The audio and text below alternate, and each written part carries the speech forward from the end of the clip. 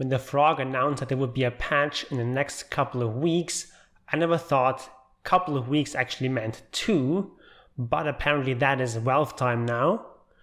And of course the old patch 7.26 was really good for all the kinds of heroes that I'm covering on this channel, so I'm sad to see it go, but of course it was to be expected that there would be a nerf to this Stu meta in 7.27, but it's not all bad news. There's some excellent changes in here, and some of the heroes I cover on this channel are actually going to be fine. In particular, Lone Druid is actually probably even going to be slightly stronger in this patch. Lessons that cannot be unlearned. Welcome to the Church of Obelisk. So the first thing is that hero kills are now a lot more impactful. So the base XP was increased from 40 to 100, which is really good. Previously, a hero kill level 1 gave you actually less gold than a single lane creep. That's just so bad. So it makes a lot of sense to increase it here. Also, this gold is increased that you get for last hitting, and then the assist gold is rescaled.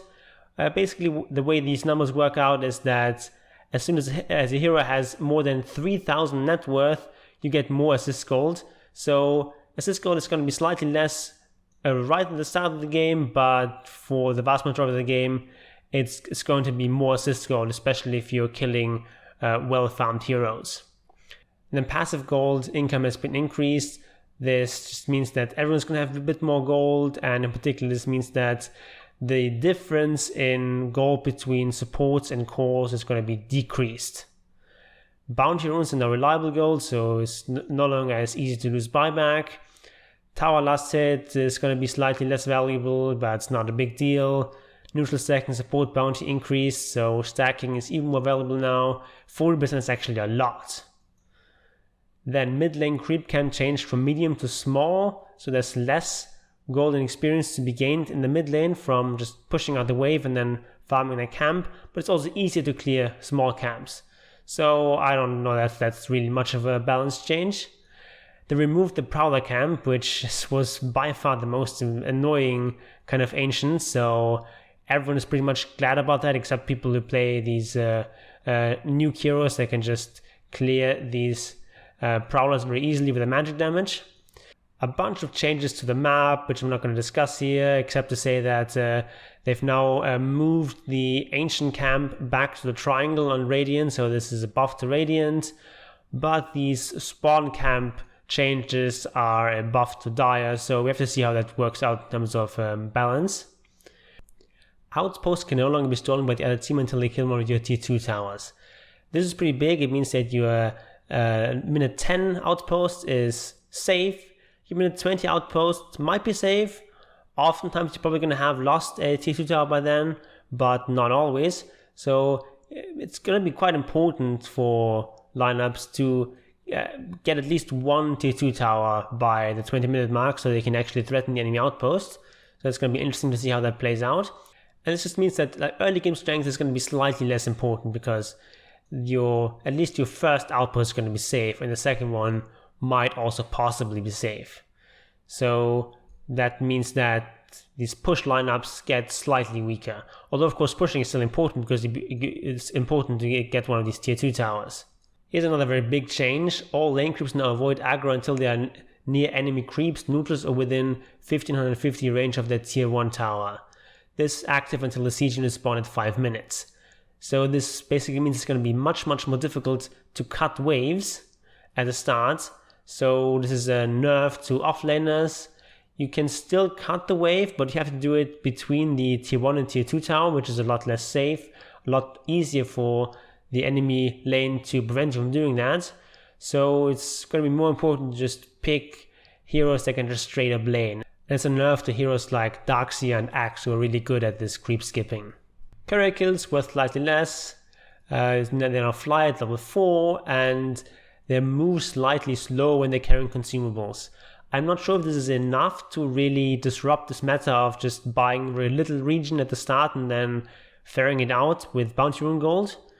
I still think you can do that, but maybe we're going to see a shift to people just buying more region than ferrying out stat items. armor formula is changed back to the way God intended it to be, the good old Warcraft 3 formula. It doesn't say anything about what happens with negative armor. So, I mean, this formula, they can't work if it's negative armor, because if you have like, what is it, minus 16 and two-thirds, then you're dividing by 0. So I don't know what the formula for negative armor is. But for positive armor, at least it's the old formula that was with us for most of Dota's history, that's the same formula that's used in Warcraft 3. So this basically means that every point of armor gives you 6% effective HP against physical damage. And this stacks additively. So if you have 10 armor, it means you have 60% more effective HP. If you have 20 armor, it means you have 120% more effective HP. So I really like this change. It makes things a lot simpler. Also, the old formula that they used for a while was really complicated and also had some pretty undesirable properties. So it didn't converge asymptotically against 1 as this formula does. Rather, it converged against something like slightly higher than 1. So that was at least theoretically possible to get more than 100% damage reduction. I think you needed something like 270 armor or something like that, which of course in a real game you're never going to get. But it was problematic for some custom games, and just in general it's really counterintuitive that armor then at some point just provides increasing returns because of this weird formula. So I really like this change. Also, agility is going to give you slightly more armor. Okay. Alright, towers now attack faster but deal less damage. Same DPS overall.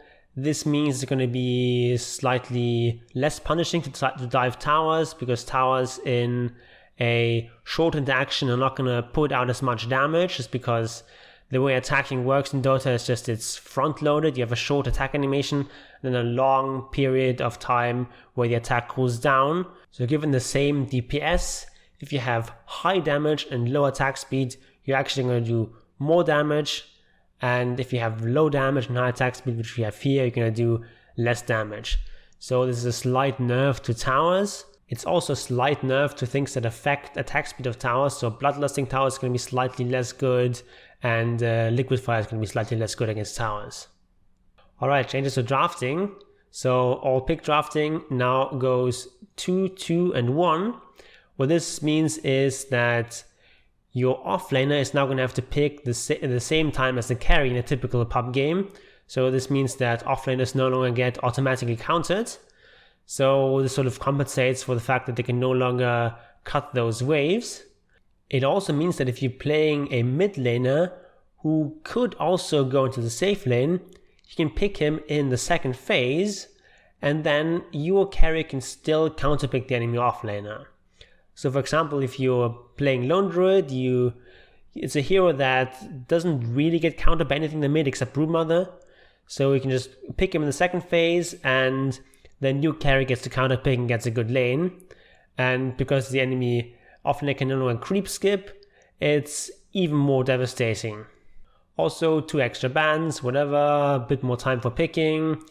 Captain's mode's ban count has been changed, so it's less front loaded. You now get 2, 3, and 2 bans instead of just having almost all the bans in the first phase. So this means that more tier 1 heroes are going to get through. It also means that you can react better with bans to what the enemy team is picking. So I think I like this change. And then the pick order has been changed. So instead of going first pick, second pick, second pick, first pick, you now go first pick, second pick, first pick, second pick. So this means that first pick is going to be even more powerful in the first phase. But then in the last ban phase, the second phase team gets to always ban last, which is an advantage. So this is going to make second pick slightly better. But I think on the whole, I still think that these 2 changes make first pick better than it used to be. But we'll have to see. Random draft hero pool has been reduced again. It used to be 50, then was reduced to 40, now it's 33. I'm not sure what the Chinese team thinks about that, because that's where this mode is primarily played. Like the Chinese usually play random draft in their ranked games rather than all pick. So I'm not sure if that's been requested from the Chinese players to reduce the hero pool there. But yeah, I don't really play random drafts, so I don't really have much of an opinion in here. Okay, Fountain Dive is going to be harder. Neutral items are less likely to be stolen. And also just some annoying things. If you're teleporting away, the item is no longer going to drop. Also, if you're playing Meepo, your clones are no longer going to drop those neutral items if your main Meepo is not nearby. So that was always a big annoyance when playing Meepo. That's gone now. And then these life steal amp, HP regen amp, heal amplification stuff, all this now stacks. They say diminishing rather than additively, but it's not quite clear what that means. So if they mean that it stacks multiplicatively, which I think it means, then this is actually a buff to lifesteal amp and these kinds of things. Because if you have two things that amp your lifesteal by 10%, like if it stacks additively, it's going to be plus 20%, but if it's multiplicatively, it's actually going to be plus 21%. However, it means that stacking negative amplification is going to be a lot worse. So you're no longer going to have these situations where you have like a Venomancer with a Vessel, and then maybe you also have a Skadi in a team, and then actually in the old patch you could get a hero to have like negative regen. So we have like a hero with high regen, high base regen, like an Alchemist with his ultimate. He's actually going to have a considerable amount of negative regen if you have all these effects on him. But now it's all multiplicative, at least I think that's how it works. So you can no longer get this negative regen. Alright, now we get to the sad part of this video. Necronomicon no longer has the Archer aura, but the bonuses of the aura are now built into the Necro units. Of course, still on the whole a nerf. Attack damage changed to hero, but the damage amount has been reduced, so that it now deals 57% less damage against creeps. That's huge. And then minus 10% versus buildings, whatever, but plus 26 versus heroes. So this is now much, much worse for pushing, for farming, but like slightly better for fighting. So this means that heroes that just buy Necro 1 for farming, you know, your Arc Wardens, your Enigmas, basically any kind of hero could buy this item, that's no longer going to be really viable. Pretty much now, if you buy Necro, you want to buy it for Necro 3. It's just pretty much only going to be bought on the kind of heroes that like really have a lot of synergy with the item. So I think Lycan is still going to buy this item. Beastmaster possibly is going to buy this item. But other than that, I guess if you have a Core Dazzle, you might still buy this item, although maybe not, because usually you're just buying the Necro 1 for the farming. But like with this, minus 57%, it's such a huge nerf. Probably not even Core Dazzle is going to want to buy this item, and probably it also means that Core Dazzle is just no longer really going to be viable. Also, Mana Regen is going to be nerfed. Last will no longer goes to spell immunity. The one thing that they don't mention here, which is an indirect buff, is that the Sage's Mask is now slightly cheaper, so the item on the whole is going to be 100 gold less expensive, but on the whole, of course, the item much, much worse. And then we have Dominator. Dominator no longer has an aura, but the creeps you dominate now are going to be a lot stronger. So you get 40 base damage, 12 HP regen, and 4 mana regen. Cooldown reduced. Recipes now Helm of Iron Will, Crown, and 725 gold recipe, still about the same cost overall. And the bonus it provides now is 6 armor, 6 HP regen, and 6 to all stats. So you're losing the aura and you're losing 1 to all stats, but you get slightly better HP regen for yourself. You get armor, which is quite a big deal. And then your creep is going to be quite a bit stronger. So Dominator is going to be much more of a targeted, focused item. It's the item that gives you the creep. It no longer really does very much of anything else. But the creeps it provides are going to be so strong. Plus 40 base damage, it's base damage, so it also gets amplified by auras that provide bonus damage, such as Lycan's Feral Impulse. And these creeps have a lot of regen. a lot more than it used to have, and this 4 mana point regen is actually tremendous in some of these creeps. So for example, if you get one of these harpy creeps, they actually never run out of mana basically.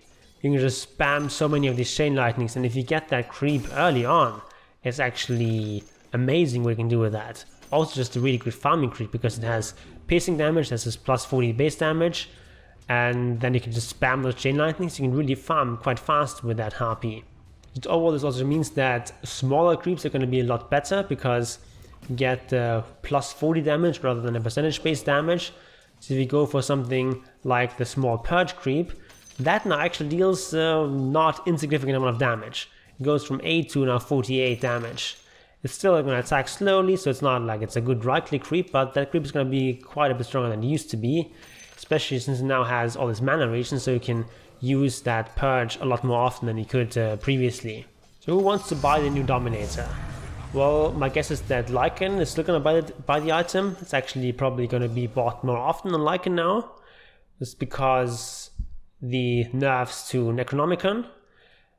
But Dominator on Lycan is, I think, about as good as it used to be, because these creeps are really strong with you, with all the bonuses you provide to them. Of course, you're going to miss the damage aura, but damage aura was not that great on Lycan because you already had the 50% bonus damage aura. So also like the armor is going to be stronger on Lycan, so the bonus to your hero himself are going to be stronger. But heroes like Visage and Enigma are going to get a lot less out of that item, so I probably think that they are going to skip this item now. Of course, Hormonal Dominator is always like one of the core items on Visage, at least when you're playing him in mid or other core position. But nowadays, it doesn't really give you that much. Like, getting the extra creep is nice and all, as you get some nice aura creeps with that, but the item itself doesn't really give Visage what he wants. So I feel like Visage is not going to just skip Hormonal Dominator. On a hero like Darkseer, this is actually probably even stronger than it used to be because the armor is really nice, and just making that creep stronger is great for Darkseer. Also just making it have more regen, more mana regen. This means this creep is going to have more sustain. And Darkseer didn't really care about the aura very much in the first place anyway. So I think Darkseer is still going to go for Dominator. But other than that, like on Beastmaster, it's going to be much worse. Maybe still go for it because Necro is also much worse. But I don't know. I just feel like this item is not that strong right now, but I could be wrong. Maybe the scripts are strong enough that we're going to see this item lots and lots, but my initial reaction is that we're going to see less Dominator. Actually, now that I think about it, we might still see Dominator on Luna. Actually really likes the aura, but also just these bonuses are quite strong on Luna. And having that base damage from those creeps also makes them stronger, also benefits of course from the aura that Luna provides. So maybe Luna's still going to go for Dominator. Vlad has also been reworked. No longer has an armor aura, no longer provides stats, and the lifesteal aura has been reduced, but now provides an 18% damage aura, and mana regen aura has been increased. I feel like on the whole, this is a bit of a nerf. I guess it's going to be a stronger item on like support, so don't really care about those stats. I think it's more of an item now that you get like in the late game on some sort of support. I don't really know if there's any heroes that would want to rush that item. Like maybe on Beastmaster go back to this or something like that. I don't know. It's going to be a bit stronger now on all these summon based heroes because of the damage aura now. So maybe go for this on Visage now because of the damage aura, but of course it's going to be much worse than the old Dominator. But yeah, we're going to have to see how this plays out, but my prediction is that Vlad is going to be weaker than it used to be. Then we get to Drum. Drum now has Crown, Sage's Mask, Windlace, 600 gold recipe, so it's considerably cheaper now, but it no longer gives you the attack speed aura. Instead it gives you 6 attributes, 1.5 mana regen, and 20 movement speed bonus. So you now get back the mana regen that Drum no longer provided, but now it's back, and the active is slightly stronger. So I feel like this item is quite strong. This provides a lot of relevant things at a very reasonable price. Also, with the recipe being cheaper, it's going to be more viable now to rebuy the recipe to reset the charges. So now you're paying basically 100 gold per charge, which I think is fairly reasonable. I feel like we're going to see a lot of this item in this patch. Just has so many generic bonuses that there's just a lot of heroes who want to buy this. I feel like this item is really going to be strong, but I could be totally wrong here. Continuing with the theme of the aura items being nerfed or just the aura speed being gotten rid of, Buckler now only has 2 armor. Mech, however, gets an armor aura, now has Buckler instead of chainmail, and the stealth armor is reduced, but still more armor in total, and you no longer get 4 stats. So basically you get the armor aura instead of the stats. I feel like on a lot of heroes that buy this item is going to be a buff. Like if you're playing, let's say, Chen for example, do you really care very much about those stats? No you don't, but armor aura is always nice. Also means better build up. So I just feel like this item might even be stronger than it used to be. Guarding Greaves, similar changes here. Crimson Guard, getting rid of the stats, cooldown reduced, it's a bit of a side grade, whatever. And then Blademen is really interesting. Now it's a 500 gold recipe instead of using Roll of the Magi, no longer gives int, +1 armor, and this is very huge. Has a passive component that returns 20 plus 20% of attack damage. I feel like this is really, really strong. Slight nerf here to the active, but on the whole I think Blademen is going to be so much stronger on like the core Blade Mill buying heroes. Heroes like Axe and Legion Commander. And honestly, any kind of sort of tanky strength hero is definitely going to want to look into buying a Blade Mail. The int cores like Queen of Pain and Prophet, who got the item mostly for the stats, are probably no longer going to buy this item because it no longer gives them int. But I think it's an item that's going to be really strong on a lot of heroes. A lot of tanky heroes are going to want to buy this item because this passive is just so strong. It's also a passive that actually helps you farm because it also works against creeps. It's not like it's Radiance level of farm, but at least helps you some with farming, which was a problem with Blade Mill before. Blitz Knuckles, new item. Guess we're gonna have to wait for next patch to get Capitalist Elbows. But this is basically an attack speed item, very basic thing, costs 1000 gold and gives 35 attack speed, okay? And it's used in new MKB recipe. So now has Blitz Knuckles instead of Quarterstaff, meaning it's slightly more expensive. And has slightly less damage, 10 less damage, but 25 more attack speed. So MKB on the whole slightly better, but also slightly more expensive. And it's now just a more well-rounded item, so it gives a bunch of damage and also attack speed. And seeing how Monkey King Bar was already a really strong first DPS item, I think we're going to see even more Monkey King Bar being bought. And for example, Lone Druid, I keep bring up Lone Druid. He really likes rushing for MKB, and it's going to make the item even stronger on him. However, another hero that likes to rush MKB is Wind Ranger, and for her the item is going to be slightly less good because Wind Ranger doesn't care very much about attack speed. She cares about damage, and damage has been reduced. Oblivion Staff gets slightly better, whatever, and Orchid gets a bit of a side grade. It has less mana regen, less int, but it's also cheaper. So this is very important, it's a very timing sensitive item. Oftentimes you're playing as some sort of hero that wants to go for a Manta, and we can get your Orchid before they get their Manta. It's really very strong, so any reduction in cost here is important. So on a hero like Queen of Pain, I think this item is now going to be stronger, it's going to have better build up, and you're just going to get to it a little bit faster. So in Queen of Pain, for example, I think we're going to see more Orchids, just better build up, and you don't care too much about losing that mana regen and the int, but you really care about the cost, and having an item 300 gold earlier is going to be quite important. Shadow Amulet is now 400 gold cheaper, but no longer gives attack speed. So this means that it's now a better item on support. So if you're going to go for Glimmer Cape, it's a much nicer build up. Now you get Shadow Amulet, Cloak, and Gloves of Haste, and Cloak is also going to be cheaper. So going for Glimmer Cape is going to be a lot more pleasant as supports. And even just having like Shadow Amulet is actually quite useful on a lot of heroes. You have those channeling ultimates like with the Crystal Maiden or Witch Doctor. even just having a Shadow Amulet can be quite useful, and it's at least going to force your enemy to use like a Dust or a Sentry. And overall this item is going to be 50 gold cheaper because Shadow Amulet is going to be 400 gold cheaper, Cloak is 100 gold cheaper. We haven't gotten to that point yet, but spoilers I guess. And then Gloves of Haste is 450, so you save 50 gold. And Shadow Blade is slightly more expensive now. It now builds out of Shadow Amulet, Blitz Knuckles and Broadsword. It has less damage but more attack speed. So overall, I guess like a slightly better build up, but worse item overall. Echo Sabre's Low is now only applied by real heroes, so big nerf to Monkey King. But Echo Sabre is now a component in Silver Edge instead of Ultimate Orb, so Silver Edge now has a much better build up. And also it's important that Echo Sabre is no longer a dead end item. So a lot of heroes would like to buy an Echo Sabre, but it's kind of problematic to buy this mid-range item that doesn't build into anything.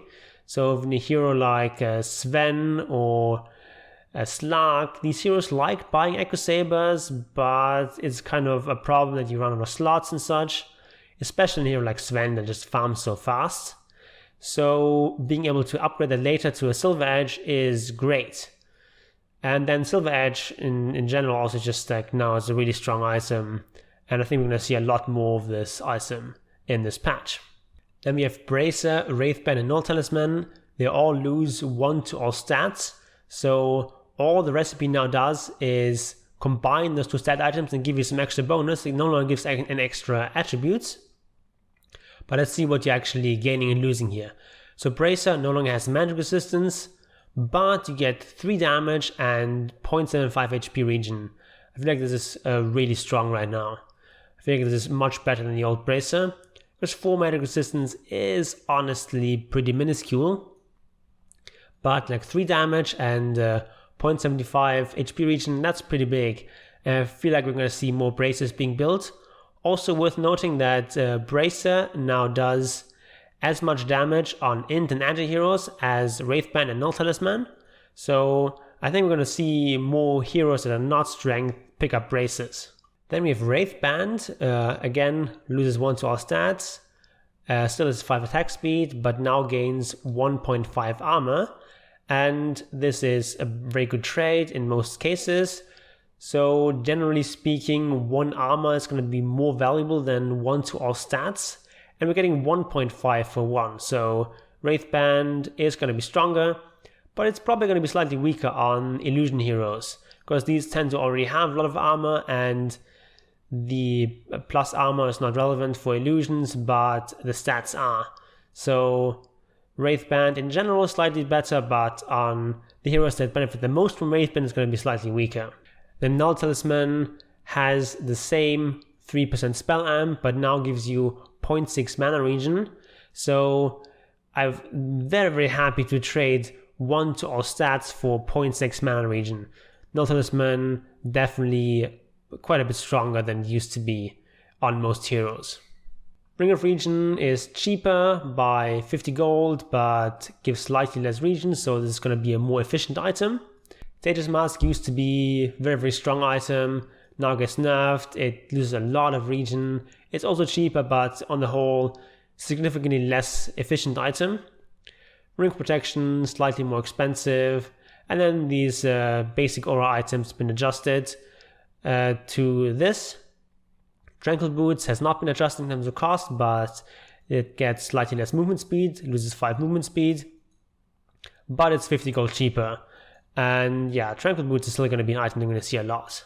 One item that's missing from these adjustments is Medallion. So Medallion is now going to be 50 gold cheaper and still provide the same regen.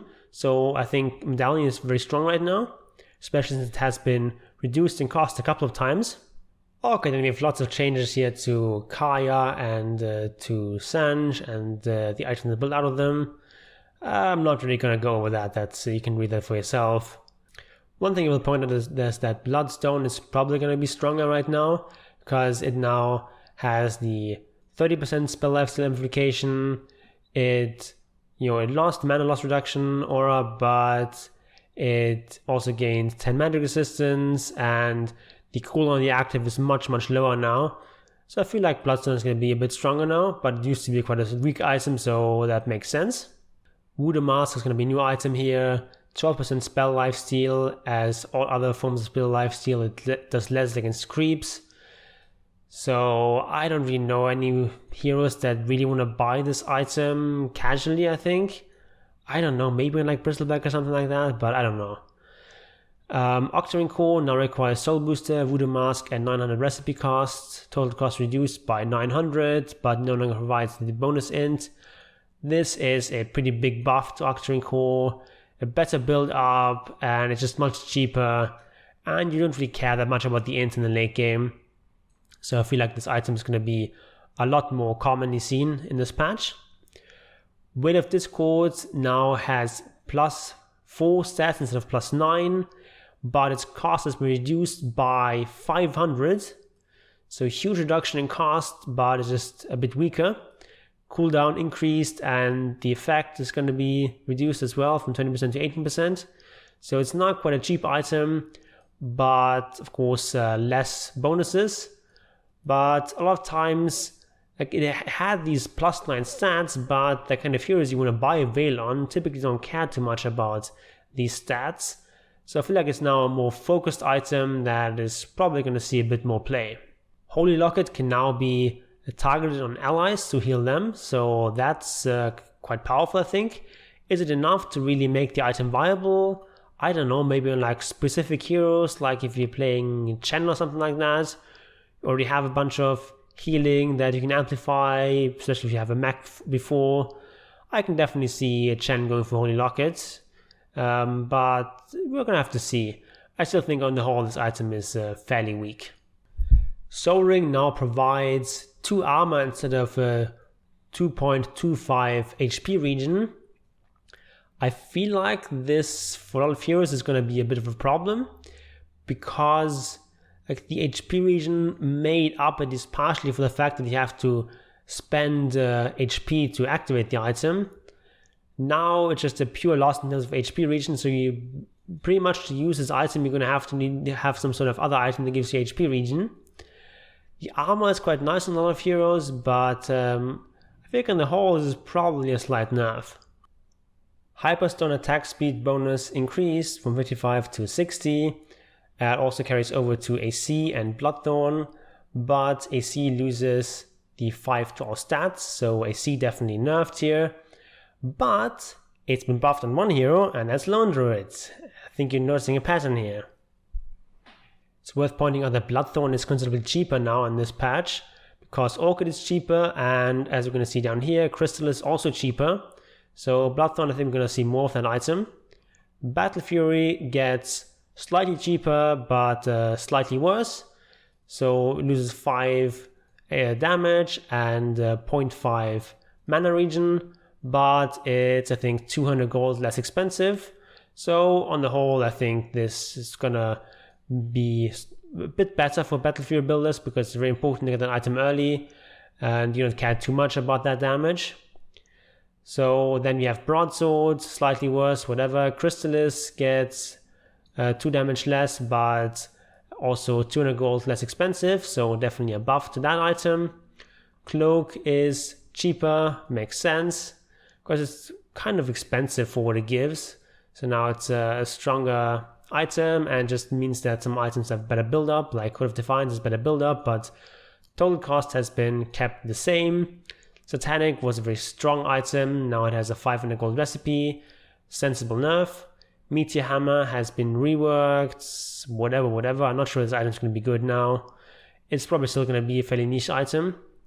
Spirit Vessel no longer has a heal reduction aura. This is pretty big.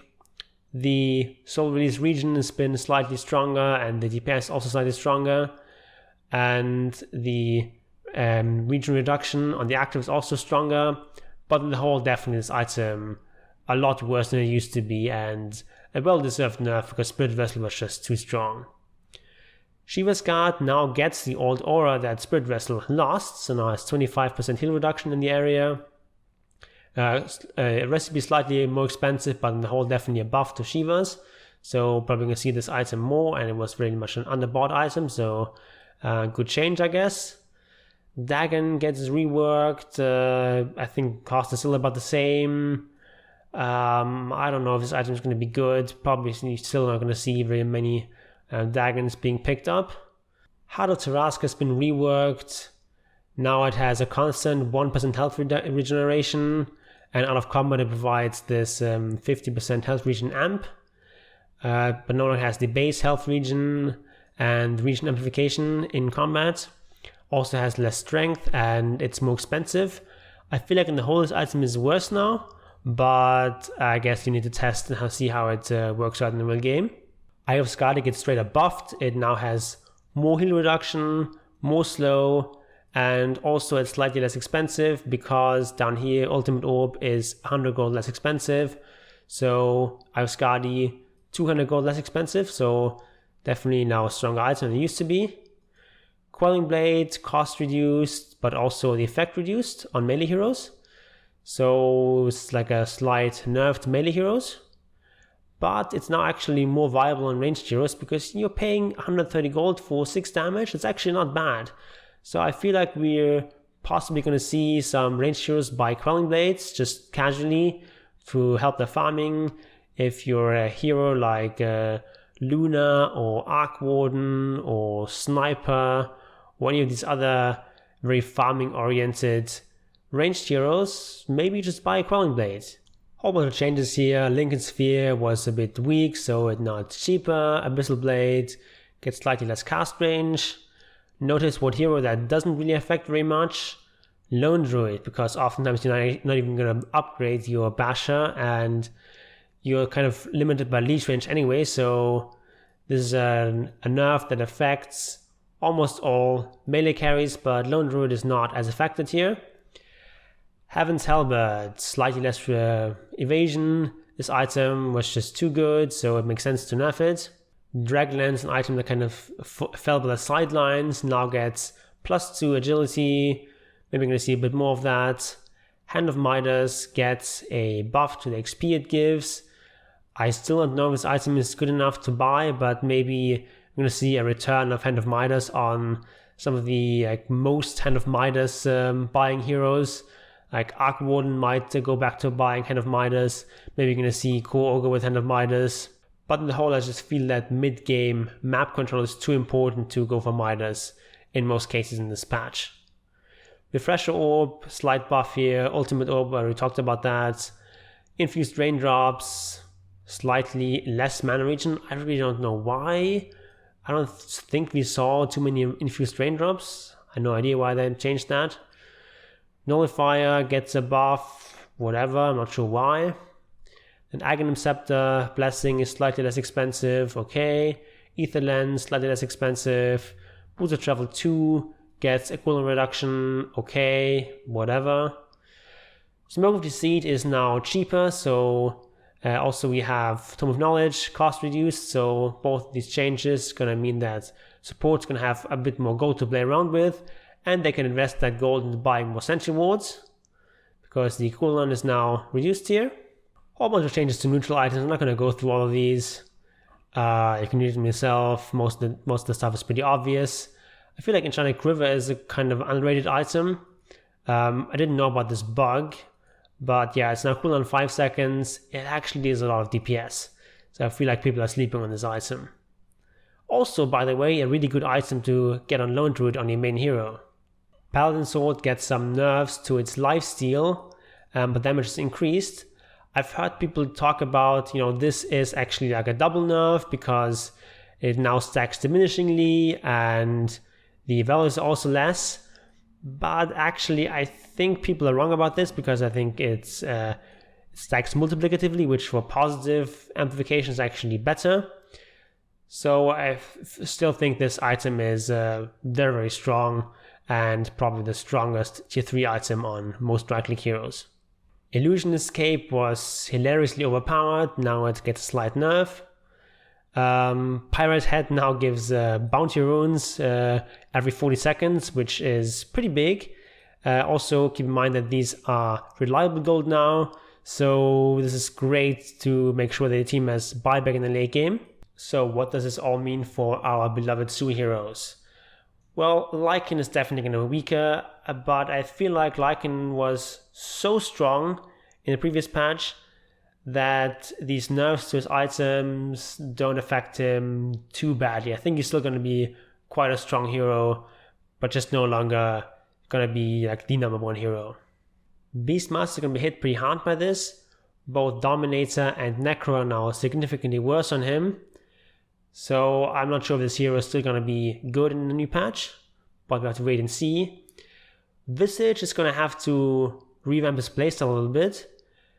The Dominator is no longer probably going to be viable on him. Probably just go back to rushing Medallion. Medallion's actually stronger now because it costs less, and I feel like you can then just go for something like a Vlad's, which now gives bonus damage to your birds.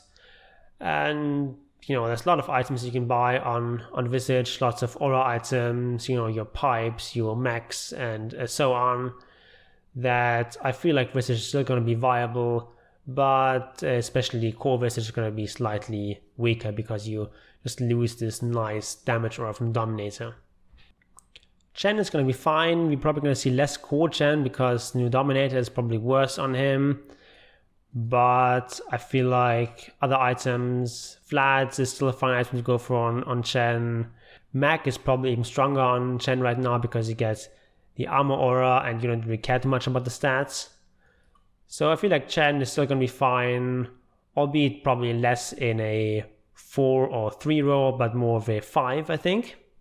And then Lone Druid actually really likes this patch. All the items that he wants to buy are the same or slightly better. Like MKB is slightly better for Lone Druid now.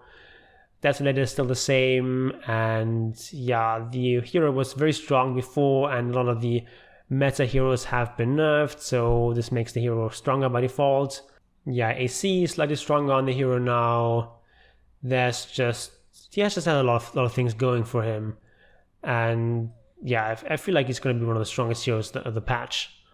Also, one of the old meta heroes, Queen of Pain, was capped the same basically, even slightly buffed, with Orchid now being cheaper. So I feel like we're going to see a lot of her still.